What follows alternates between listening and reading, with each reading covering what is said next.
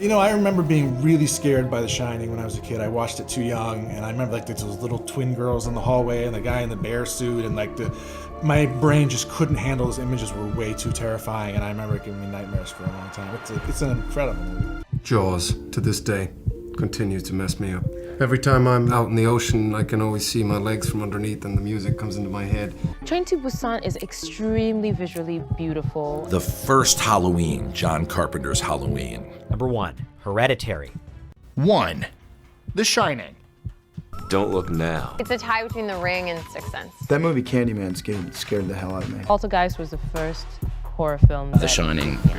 Now, I mean, I think that's got to be one of the great movies of all Rosemary's time. Baby. Rosemary's Baby. Yeah, Freaks me out. And The Omen was another one. Remember The Omen?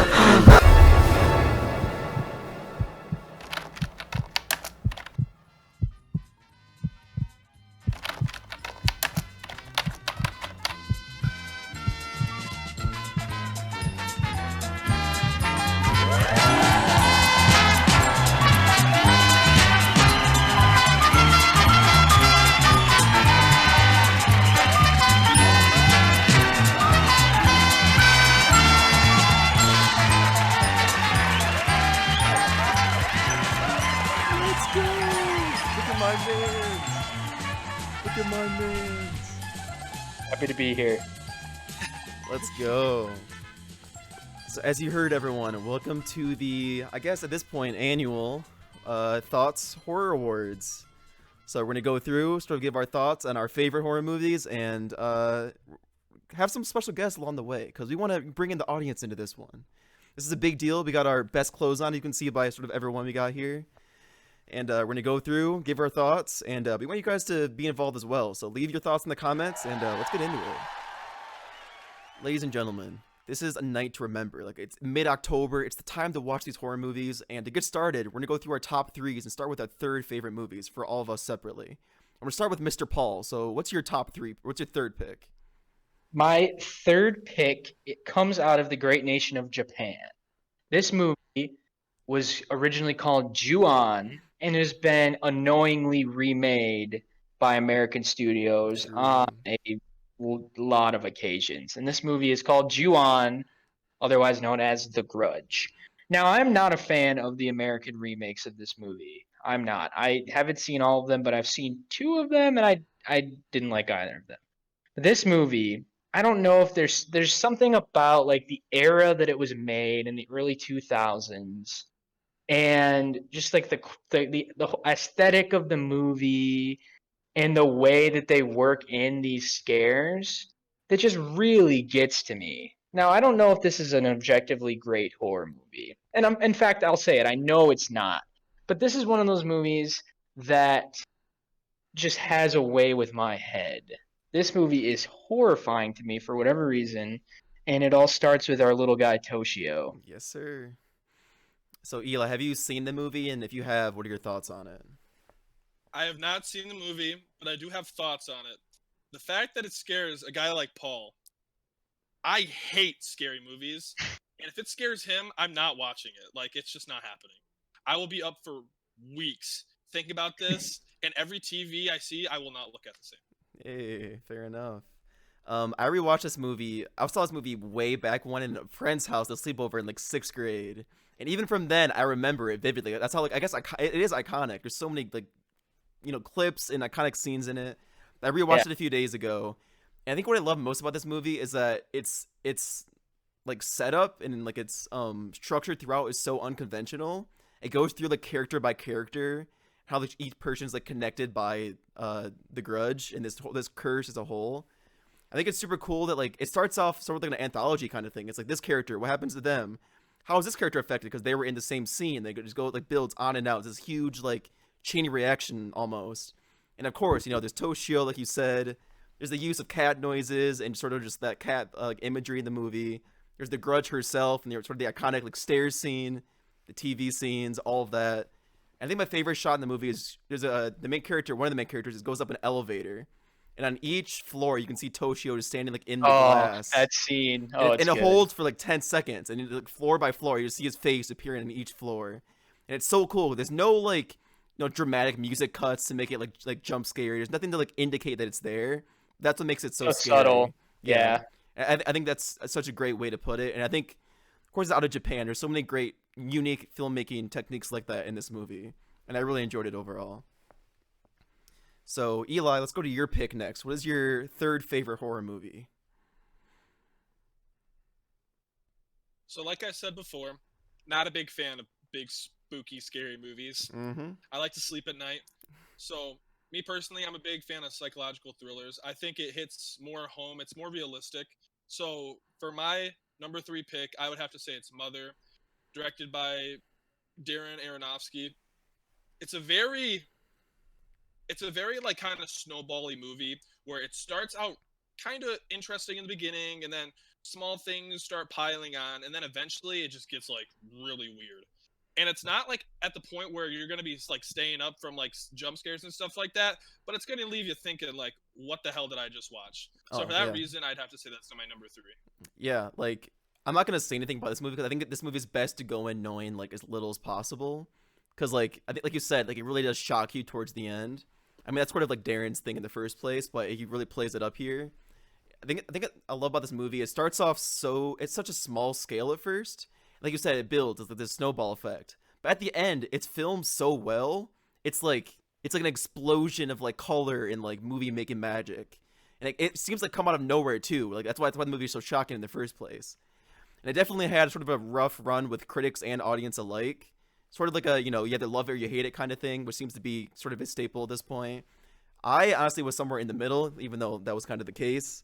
I enjoyed it overall. It didn't stick with me like I wanted it to. But watching it, especially towards the end, I couldn't like take my eyes away. I think that's a big plus for it. So Absolutely. I think Drew hit the nail on the head. I'm a big fan of Darren Aronofsky's work, Requiem for a Dream, Black Swan, etc., etc. That being said, this movie was all right. That's all I can say. Like Drew said, it's best to go in knowing as little as possible. So no, I agree. Okay, so for my third pick, we have a movie that I love dearly and one that I watched pretty recently, and it's a movie called Climax. Came out in 2018 and directed by Gaspar Noé. And it's an A24 film, and I went in knowing pretty much nothing. Like, I watched it in my dorm room late at night, lights off, perfect mood for it. And I went in knowing it was sort of based around dance, but I didn't have anything besides that. And for most horror movies, when I leave a horror movie, I'm of course like entertained usually. I got something out of it. But this movie, I left like sick to my stomach and like absolutely like actually torn up inside. Because it doesn't just scare you with, the normal supernatural stuff. It's such a raw, like very artistic, I might add. So it's not for everyone. But it's such a beautiful way to showcase like pretty much pure horror and craziness and humanity. And the way he uses a camera to do these amazing, like crazy shots, the use of this crazy loud, like techno music is amazing, and just goes places that like I didn't think a movie could go. And it has these long shots that seem to go on forever, pretty much straight into hell. And for that, I love it so much, and it stuck with me to this point. I think that's why I put it on my list, because it, I left an imprint on me. So I gotta give it points for that. So Paul, what are your thoughts on Climax? I just watched this movie last night, and holy hell. Yeah. It's not for everyone. It starts very slow, and it's very artsy. There's a lot of these really long like dance sequences, and it's interesting enough. But when I tell you about the last 45 minutes of this movie, what? I'm with Drew. Normally when I leave a horror movie, it's like, oh, that was fun. Like, it was so fun to be scared. Like, that was amazing. This movie was so scary. There were several points in this movie where I could not look at the screen. I was like, I've never seen a movie like this.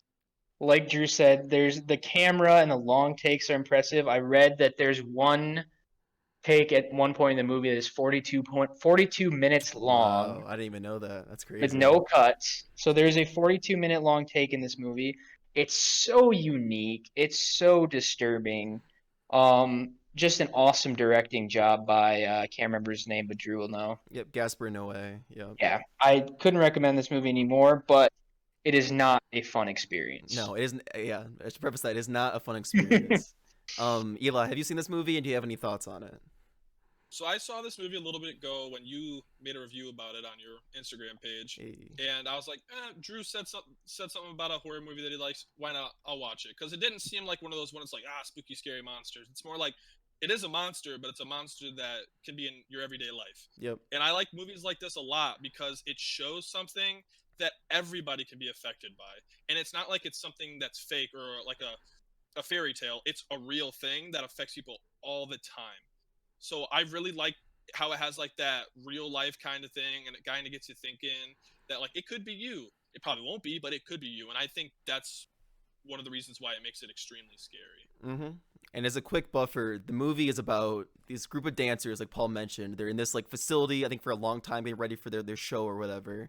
Kind of like school or yeah. And someone spikes their punch bowl with, I believe it's LCD or some sort of LSD drug, and sort of the rest of the movie is just this crazy trip. It doesn't really take like an anti-drug stance. It just sort of shows you like what a hell they've entered once they've reached this point, and it's like it's so terrifying. So those are our top third picks. We're gonna get to the rest a little bit later. But first, we told you guys we're gonna have some more guests on this show. We're gonna have some little audience engagement. So next, we have a special message from a special person that we know. They want to tell you about their favorite horror movie. So let's cut to them real quick. My favorite horror movie is Get Out for many reasons. Some are just how smart the movie is, how good the writing is, like even the twist. Daniel Kaluuya's acting is fantastic, and Jordan Peele's directing. Oh, hey there, Drew. I just want to stop by and let you know that one of my favorite horror movies has to be Jordan Peele's Get Out. The whole concept, the twist towards the end, where it's ironic that the racists actually wanted to be black, was really ingenious on his part, and the writing was very good and left you on the edge of your seat the entire movie. The music was great, lots of funny moments like the end where his friend came to rescue him. I don't know, that's about it. Good stuff. Thank you for that amazing clip. We love this audience engagement. There's so many great movies being talked about tonight. But we have a few more coming up. So for our number 2 picks, let's start with Mr. Paul again. What do you have for your number 2? My number 2 favorite horror movie is Sinister, starring Ethan Hawke. Yes, sir. Now, this is another nostalgic scare for me. The first time I saw this movie was actually with our co-host Drew. We were at his grandma's house, and we watched this movie because we had just gone to the theater and seen our first R-rated movie, The Conjuring. Oh, we want to watch all the horror movies. And this movie, to this day, scares the living hell out of me. Mm-hmm.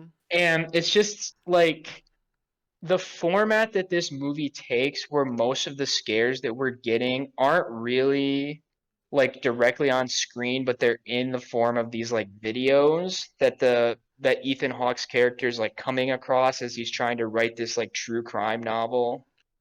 And the monster in this movie, I forget what is it, Bughuul or something like that. He is just, the way that he looks, the way that they did the makeup on this guy in conjunction with the like really grainy like 9mm quality of these films that he comes across is so damn scary. And it's a good ending in my opinion. But this movie is not one that you watch for the plot or to have some emotional, some sort of emotional intake. This is all about a few really good scares, and I couldn't recommend it anymore. Sweet. Eli, have you seen Sinister? And if so, what are your thoughts? So I think I saw this movie, I think it came out in 2012, right? I think so. That sounds right, So yep. I think I saw this movie when I was about 13-ish years old. And I remember it was a night that my brothers and sister were all downstairs with their friends. And I was like, hey, I can hang with the big dogs. This can't be that bad.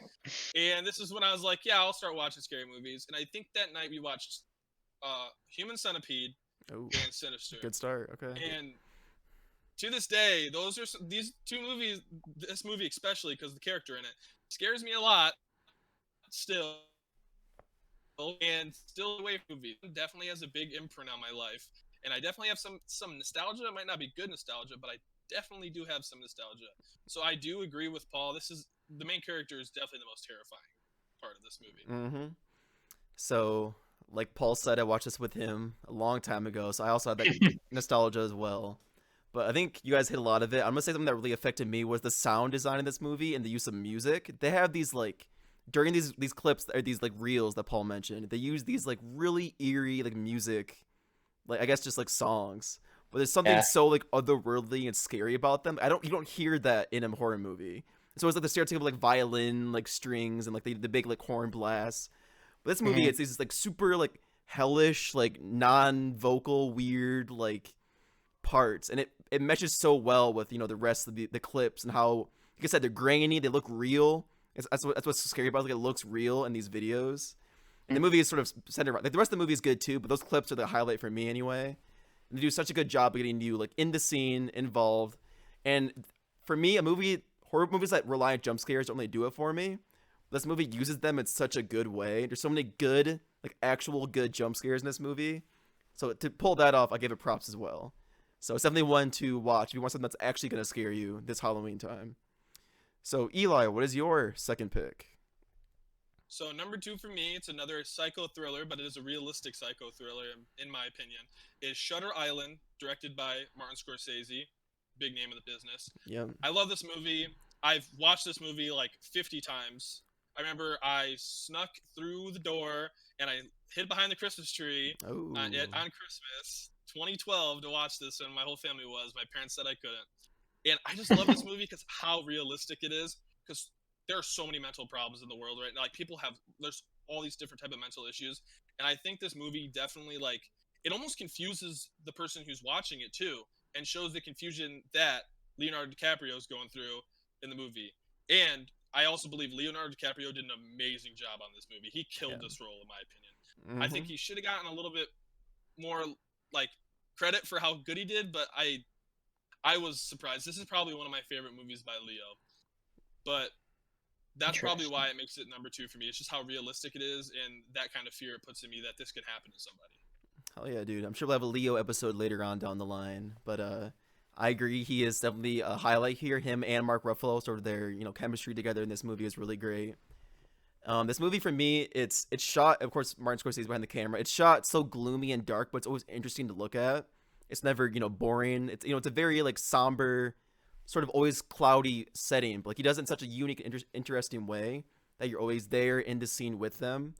And this movie takes you on pretty much it's a trip. Like you said, it's it's confusing for the audience. There's some narration stuff going on, some very unique stuff, and for that I give it a lot of credit. Awesome. Yeah. I like this movie a lot. It's a little tough to follow. It's a little bit confusing for me. Like Drew said, it's shot kind of gloomy, but it is never boring. Love Leo, love Martin Scorsese. It's been a long time since I've seen this movie, so I feel like my thoughts on it are a little stale. But obviously, an amazing little twist at the end, and it's one of Leo's better performances, but not one of Scorsese's better movies. I agree. It seems to me like it's kind of been pushed to the wayside in like the past few years. I don't really see people mentioning it that much, but maybe that's just me. But I do think it, like Eli said, I think he does reserve more recognition, especially Leo. He does great. Like I said, we'll have that episode later on whether he deserved that Oscar for The Revenant or not. Or maybe he should have gone to this movie. I don't know, but we'll have that later on. And yeah, so my second pick is a movie that's called Cabin in the Woods, directed by Drew Goddard, and this is a movie that I very highly urge you to go in knowing as little as possible. I guess all of these kind of are, but I guess just know that it won't be what you think it is based on the title, based on what you've heard about it. It's something different, but that's all I'm going to say. But outside of that, this movie is so absolutely creative and fun. The performances are great. It's shot so well. It's a mix between horror and comedy-ish, I'll say that, but it's done in such a great blend way. And I've seen this movie probably over like 8 times now, and each time was interesting. There's always little things you catch in the background, little things that are hidden everywhere. There's so much love put into this movie, and I think that's why I love it so much. So, Paul, what are your thoughts? I'm with you, Drew. I was extremely close to putting this on my list, but you took it. This movie is so good. Like you said, so much love put into it. It does a really nice job of kind of spoofing the stereotypical cabin evil woods type thing at points. Love the performances, and this movie is just so wildly creative, and I will always be down to watch this movie at any time of the day, any day of the year. I love this one. So please go out and watch this if you could choose one off any of our lists. Hey, Eli, what about you? I agree with Paul. Definitely watch this if you haven't seen it before. I love this movie a lot, actually. I'm not a big fan of scary movies, but this movie does it well where it's like, oh, we're going to make you a little bit scared, but sometimes they throw a little bit of that like comedic relief in there so you don't feel too scared all the time. And I think they did it perfectly, and I love all the things in it. Like little tiny things in it and all like there's kind of like secrets in it that if you watch it again you can see little Easter eggs. That's all I want to say about it because I don't want to give it away too much because I definitely think the audience should go watch this one. Yeah, I'm with you. And like this movie, the way it's set up and the way it's plot, I think is so good. Like I often see it thrown out like they should make a TV show out of this movie. I think this movie's plot would work so well with like an anthology TV show. Like I think that'd be so fun to if it's like the same people attached to it. It'd be so good to watch. I don't know. Maybe it's too much of one thing, but I just want more of this movie and watching it again. I mean, it gives it to me, but I just want more. You can just tell how much fun they had making this. Oh, absolutely. Oh my goodness. What a blast it must have been making Oh yeah. For sure. So these are our second picks, and as we've done before, we have another person from the audience that wants to share some of their thoughts on their favorite horror movie. So let's get to it. Drew, I'd have to say that my favorite horror movie is Texas Chainsaw Massacre. Now, it's my favorite probably because of the introduction, the space building, you know, of the South. It's so hot, humid, you know, uncomfortable to be in, and how gritty it is. That's why I love it. This is it, ladies and gentlemen. We've gone through 6 of our favorite horror movies so far, and there's been some great ones in there. But this is what you came for. These are our number ones. We'll get to our 1-1 later, but these are the ones that you want to check out this time of the year. Any time of the year, really. But definitely during this time. So to start off again, let's throw it off to Mr. Paul. Alrighty. This is the moment everyone's been waiting for, and you're not going to be disappointed by me. So what we're working with here, number 1, is a little ditty called The Babadook.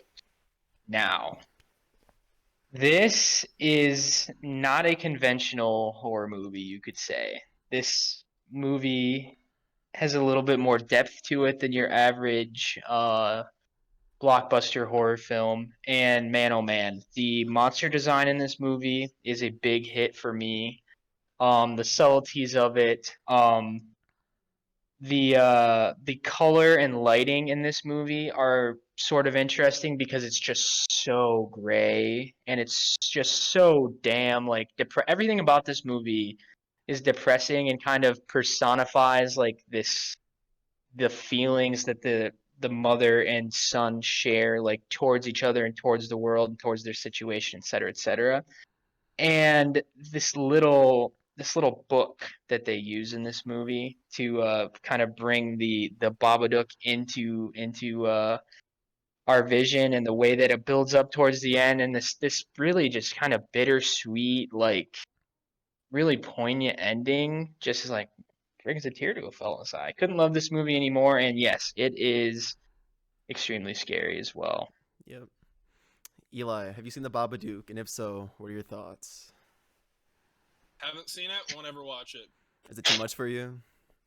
Too much for me. I've heard way too many bad things about this movie being too scary. Not watching it. Well, hey, I'll consider that a plus because I agree. This movie is one of the scariest movies I've ever seen. And a part of it is it's so emotional as well. Like the whole thing, like you said, it's about the grief that the mother and son have, and that's where kind of this monster kind of spawns from. So it's not, it's not just supernatural. There's so many things at stake here, so many little pieces moving together, and the way this movie is shot, like I said, it's dark, but the way they don't have the scares be subtle, like little things in the background that are just there. Yeah.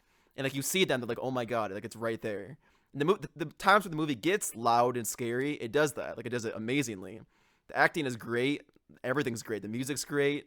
The whole just feel of the movie is so claustrophobic. That's what makes it so scary for me.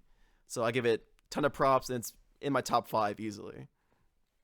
So Eli, what is your first favorite horror movie? My number one movie, all my movies have held some nostalgia. Biggest nostalgic movie for me when it comes to scary movies, Silence of the Lambs, directed by Jonathan Demme. Man, this movie, I make it a task to watch this at least twice every Halloween season, because this movie is just so good. Anthony Hopkins does a great job in this movie. Like, he makes this movie scary. Like, it's just the way he portrays Hannibal, and like his acting, he's just so good. The little sounds he makes, how straight-faced he is, it just makes this movie that's not supposed to be extremely scary terrifying, just because you want to be in the mind of Hannibal when you watch Anthony Hopkins play him. So for that reason, definitely this movie is number one. Not because it's just freaky and like scary jump scares, just because of Anthony Hopkins' performance. Mm-hmm. I'm with you. This movie got a ton. Pretty much one of the few solitary horror movies that got a ton of Oscars love, which is pretty rare, especially in the '90s as well. And I think the reason for that is the movie is written so well. The plot is so tight. It keeps you invested the whole time. It's almost like a perfect story, really. And again, the performances are great. Jodie Foster doing, always being the scared yet tough, hero we need her to be. Anthony Hopkins being just the absolute madman that he is in this movie. Like, he becomes Hannibal Lecter. And he gets so much, like I said, the dialogue and the writing is so good. He has so much to chew off of. Have these iconic readings that, you see all the time. It's so good. And the way that some of the shots in this movie are done, it's amazing. Like, I don't know what else to say besides it's amazing. It is amazing. I agree with you, Drew. Like Drew said, this movie, obviously Anthony Hopkins is great, but he cannot do anything without an amazing screenplay here. This movie is, like Drew said, a perfect lesson in how to write a thriller. Obviously Anthony Hopkins is great. When I think about like someone just like absolutely transforming into a character, I think about Anthony Hopkins becoming Hannibal Lecter. Just like the amount of focus that you would have to play this role in the way that he did, and like I just wonder how he could possibly prepare himself to go on camera and do that. Mm-hmm. But for me, it's about Jodie Foster. I think Jodie Foster was just wonderful in this movie. The way she comes in, she's kind of the newbie, blah blah blah, and she just gets thrown into this like insane situation. And she's scared but always tough, like Drew said, and man, they play off of each other really well. This is a great movie. Yeah. I'm with you. I think part that makes the writing so good is the movie always keeps you guessing. Like, it shows you a piece and like, okay, I wonder what that means, and later on they sort of explain it later on. And the movie also messes with you. There's a scene towards the end where you think something's gonna happen, but actually the opposite thing that happened. And it's all due to some amazing editing, of course. And this movie, fantastic, like everywhere. But this movie just always messes with you, just like the main character's being messed with Hannibal. I think that's a great way to sort of get us attached to Jodie Foster, and it did a great job of doing that. So, Agreed. My favorite horror movie is a movie that I actually watched just a few years ago, but it's become pretty much the Halloween staple for me. And we mentioned earlier, like a parody for horror movies. I think this movie sums up like the genre as well as anything can. And this is Scream, from 1996, directed by Wes Craven. And when I first watched this movie, all I knew was the Drew Barrymore scene in the beginning, just the iconic opening. And I was like, okay, that part looks good enough. I'll watch it. I watched it. I mean, it's great. It's one of the best openings to a horror movie ever. But the movie went on, and it's this mystery, pretty much like a serial killer mystery. So it's nothing like inherently supernatural or scary about it. But the way this movie handles comedy, horror, drama, the way it handles characters that you think are gonna be just these like comedic side relief gag characters, but they're actually like integral to the plot, is so good. And the final like 30 minutes of this movie, I think, are like perfect for horror movie standards. The acting with Matthew Lillard and everyone involved is so good. The way it's edited is so good. The way it's shot is so good. It walks the perfect line between making fun of horror while doing what makes horror so good. I think it's such a great feat to pull off. And as you can see, it spawned so many, spin-offs and parodies even later on down the line. And I think this is where a lot of that all started, and I think it's amazing. So, Paul, what are your thoughts? I don't think you could have summed it up any better. I watched this movie a few years ago, and I don't know if I just wasn't really paying attention or something, but I just kind of dismiss it as like this kind of like okay, like campy horror movie. Like I didn't like it that much. Like I didn't really have any substantial thoughts on it. But then Drew, talked about it enough and he got me on it and I went and watched it again. This movie's awesome, man. Like Drew said, it walks that line perfectly between making fun of the genre and also being like a genuinely very good horror movie. And I think that that's important. I think that a lot to make a good movie in this like plot structure and this like trying to think of the word for it in this mood, I guess you need to have a good amount of comic relief. And this movie does it better than any movie of that type that I can think of. Love Dev Campbell as well. Yes, yes. What about you, Eli? This was like one of those like the first like serial killer like slasher movies I watched along with Halloween. And this is the movie that like when I'm downstairs, I'm sure you guys do the same thing. If you're like in your house and you walk by the window that's open at nighttime, you think somebody's out there. This is the type of movie that like struck fear into me since I was younger, and I'm still kind of scared, and it's gonna stick to me forever. But it's not one of those movies that I can't like.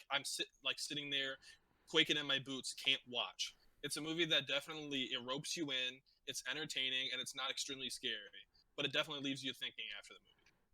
No, I agree. I remember being like in elementary school. We had those like parades where everyone like wore their Halloween costumes to school, and there were so many ghost face masks. The mask, the ones yeah. like that, like the pumps in it where you squeeze and like the blood like shoots up the face. I remember being like struck by that a lot. It's scary too. Like I wore the same costume. Oh, hey, there we go. Everybody wears that costume. Yeah, it's still such a big thing, and it's gonna be a big thing forever. It's iconic. It's iconic. easy. It's just so iconic. Yep. Yeah, I love the movie a lot, and apparently we have another sequel coming out soon, which I don't know about. I'm not a big fan of the sequel. Scream 4 is kind of fun, but at that point, it's like, what's the point?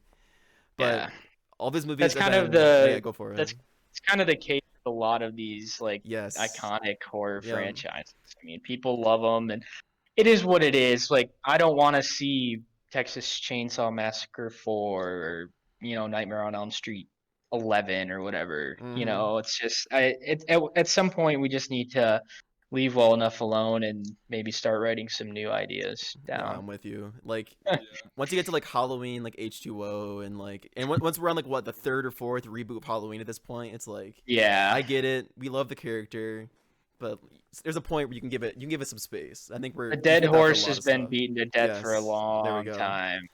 So they're just kicking it. No, yeah, they are for real. Studios love that money, dude, and people go to see what they know. So like, of course, that's why they do it. But like, there's a point where like there has to be some artistic integrity. I don't know. Well, that's the thing we talked about in the last episode with the Marvel movies. I mean, the people are just comfortable with these ideas, and they'll come out in the masses to see them. Yeah. I mean, most people don't want to be challenged when they go to see a movie. So I think it's why these are so popular. So before we go to sort of our, I guess, competition in a way to see like what's the overall best horror movie, do you guys have any sort of shout outs or honorable mentions you guys have for some of your favorite horror movies that didn't make the list? Like for me, some of my favorites I want to mention is I love The Sixth Sense. I think it's amazing. M. Night Shyamalan, he has so many good horror movies. Like The Village is great. Signs is great. Signs is good. Which is kind of getting into what people think about it, but there's something like The Descent is amazing. Trick or Treat is amazing. Such a good Halloween movie. Trick or Treat, that was mine. I love Trick or Treat. Again, I think I love these comedy horror like fusion movies. I think they're so good. In terms of the 80s, we have so many classics. Like I love The Thing. I love Alien. Back in the 70s, I love Rosemary's Baby in the 60s. These movies that sort of use these amazing stories along with some of the like amazing effects they had back then. Like it's so impressive to see even now. But there's so many classics throughout, the last few decades, and it's so great to go back and watch these around this time. And I highly urge all of you to spend a few nights getting a little scared. So what about you guys? What are some you have? Paul, do you have any? Not a movie that was meant to be scary.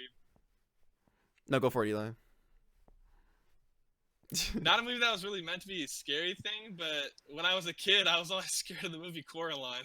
Dude, no. That movie is terrifying. That movie is Honestly, scary. I think Coraline is meant to be like kids scary, but even then, it's scary for everybody.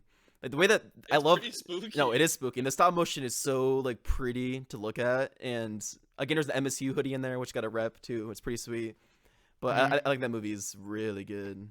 What about you, Paul? For sure. My kind of like wild card is Monster House. Ooh. It's you know, your 3D computer animated, made for kids, but it's pretty dark, and that's definitely one of my favorite Halloween movies. I couldn't recommend that anymore.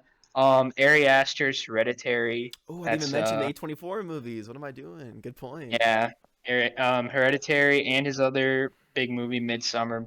Recommend them a lot, both. In terms of the classics, personal favorites out of, you know, the 80s, 70s horror shtick have to be The Exorcist, Of course. and Evil Dead, Sam Raimi's Evil Dead. Yes. Oh yeah. Like, So there's so many like classics in each decade. I think horror often gets overlooked because, you know, it's meant to be scary. Like it can't. How can it be like a good movie when it's meant to be just like full of jump scares? And I think it often gets a really bad rep. Like I said, especially in terms of the Oscars. Like Silence of the Lambs got some love. Get Out got some love a few years ago, but that didn't even win. They didn't even win Best Picture. So, but outside of that, like, can you guys think of any horror movies that got any Oscars love? I can't. I don't think I can't think of any.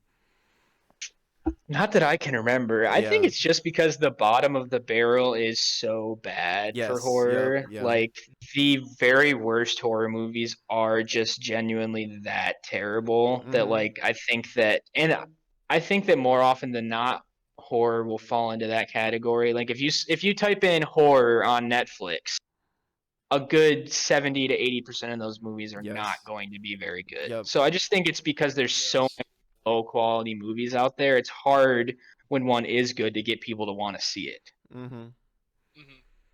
I mean, like, it just sucks because, like, I don't know. There's so many good ones. And I think they make these, like I said, the bottom of the barrel. They're made to be so digestible, and like you can just put it on for an hour. They're usually short, an hour and a half long. You don't have to think. You're there to jump, get scared at these loud, you know, violin screeches, and that's it. And like, I don't know. People often write off the ones that are kind of weird because horror can often delve into like the weird side of things. I think it's when it's at its best is when it challenges you, makes you think a different way, and it scares you in a way that you might not understand, but you can feel scared because of it. There's something like instinctually scary about it. I think that's what makes it so great. So those are our ones. So we're gonna cut to another special guest. We have another one to read from. So let's see what they have to say about their favorite horror movie. My favorite all-time horror movie is the 1973 classic, The Exorcist. There's nothing more terrifying than the idea of being possessed by the devil. And Linda Blair's portrayal of Reagan, the 12-year-old little girl, and her transformation from innocent little girl to an absolute monster is truly terrifying. Okay, so we opened up with a question. What is our just best favorite horror movie as a collective? And the one that you should definitely watch, you know, this time of the year. So to sort of answer that, we're going to give sort of our sides of why our number ones should be number one. So we'll start off with Mr. Paul with his pick. All right, if you don't remember, my number one was The Babadook. The reason that this movie should be number one is because number one, elite monster design. Number two, just wonderfully written. Just the way that this monster personifies the feelings that the mother and son have in this movie. The emotional depth that comes along with it. The ending is wonderful. Just the subtlety of the whole thing is it's just the perfect horror movie in my opinion, and you must watch it. Okay, Eli. I think Silence of the Lambs, which was my number one pick, would be the best because it's definitely not something that you have to sit down and look and be scared of. I think it's good. The family can sit down and watch it. it gets you in that Halloween vibe if you're like looking for a scary movie for Halloween, but it's not so scary that if you have a kid that's like 14 years old, you're worried about him watching it and being terrified. So for that reason, I think it's the best, just because it's you don't have to have like it doesn't have to be like a certain situation. You can just sit down with the family and watch the movie. Yeah. For my pick, which was Scream, I think what makes it so accessible is like pretty much any age can sit down and they can get the idea of the genre from this movie. Like this can be their first horror movie ever. They can be like, okay, I see it. Like we have the scares, we have the at times really dark comedy that so many horror movies have. Like such like an amalgamation of so many like good tropes of horror movies, and it does something unique on top of it as well. It's not just taking all these pieces and mashing them together. It's making it something that's cohesive and unique, and that you can watch it over and over again and still get something out of it. I think it's just so fun to watch, especially this time of the year, and that's why I think it's the best. So real quick before we sort of open it up, I want to note that our number one picks are really good because Paul has the Babadook, which is the more like moody, scary, like actually like scary horror movie. Eli has the more like psychological thriller sort of, crime horror movie, which is, it's amazing, but it's for that route. And mine's the more like fun, campy, dark comedy kind of horror movie. So all three of us, we kind of have like the different spectrums are like written out kind of on accident, which is pretty awesome to see. Yeah. So we have to make a consensus. So we pitched our sides. So now let's go to why you think the other movies should not make it. Or if you agree with another one, say that now. Any takers? All right. Do you want the God honest truth? Yep, go for it. I think that in terms of the Halloween season, if you need to watch one movie in the month of October out of these three, you've got to go put on Scream. I love the Babadook. I do. But just the accessibility that Scream has, and it's so good. Like Drew says, you can watch it with just about anyone. If you're going to tell someone, yeah, you've never seen a horror movie before, this is horror. This is the genre. I'm going to show them Scream. It's so good. It's perfect for the season. And I love the Babadook, but it's just not nearly as accessible. It's not as Halloween-y, I guess, either. It's got it for me. Sweet. I'll take that. So for me, Silence of the Lambs I think is the objectively best made movie here. Like it's made better than all of probably the best movie out of all of our movies on the list. I agree. And I think for that it's amazing. Paul pretty much echoed my sentiment that Scream is the best horror movie. Silence of the Lambs kind of falls between the thriller and horror genre in a good way, but sometimes it's not meant, I guess, too much in the horror side of things. It loses some like what makes the genre so great. It's amazing on its own respect, but it's a thriller in many respects. So I think Scream really just fits that whole very well. So Eli, do you have anything to say about that? I agree. I agree with Scream. I think that especially with this time of season, Silence of the Lambs is the kind of movie you can watch all time of the year, anytime. But I think if we're going off of just like the Halloween season, Scream's definitely the best way to go. It's just enough scary, just enough like comedy, not too scary that like you have to be like a veteran horror movie watcher to watch. So yeah, I agree with everybody else that Scream's the best. It hurts me to say it, but I do agree that Scream's the best. Nice. Yeah. And like I said, there's so many subgenres of horror. Like, if you want something that's actually going to scare you, I think The Babadook probably is the best bet. Also, I'll throw Sinister. Sinister is one of the scariest movies I've ever seen. I'll throw that in there as well. But in terms of like a cohesive thing, I think The Babadook is the scariest movie on this list, if you want to say that. Yes. And then, like I said earlier, Silence of the Lambs, I think, is the best movie on this list. Like you know, in terms of I couldn't agree more. But when I took this challenge, I definitely like looked at it from a stance of like some of the scariest movies I saw. Like, there's not a lot of fun to be had with Ju-on, the Sinister, and the Babadook. Like, those are not three like sit down with the family, laugh about it type movies. They're very serious, very they're scary. They're scary movies. Yeah. But they're not always the best in the Halloween season for a lot of reasons either. So yeah, what makes horror so great to me is like there's so many different ways you can look at it. Like you can go for the scare, you can go for the funny, you can go for the thrills. Like there's so many different ways that directors and filmmakers can get creative with it. And every year there's always at least one like drop dead amazing creative like horror movie. And I think it's such a great genre for that, and I give it a lot of respect for that.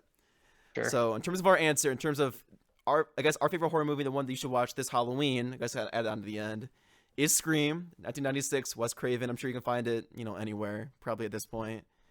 But check out all the rest of the movies on our list, even the ones that our guests said. There's so many great movies here, so many different angles for the genre. I mean, we want you guys to check out as much as you can. So any final closing thoughts from you guys? Watch horror. Watch them, enjoy them, get scared this October, Yes, and let I us know agree. what you think. For sure. Yes, like I said, please let us know in the comments. What's your favorite horror movie? Are you a fan of horror? There's a lot of people talk to you that don't even touch horror at all. And I think they just, I think if they sat down and watch one of the movies we mentioned, they might change their minds, but they're just too, they don't want to get into it. And Eli, I commend you for watching some of these horror movies because you said yourself you're kind of a scared boy, so I respect it. But like I said, let us know in the comments below, and we appreciate you guys watching. Like and subscribe if you guys enjoyed, and go watch some horror movies this Halloween, guys. And we love you guys, and we'll see you next time. Oh, you're still here. I think I have one more special guest that needs to say something. So let's get to it. Yeah! The Babadook is the best horror movie because there isn't shitty jump scares and the story actually makes sense and is worth watching.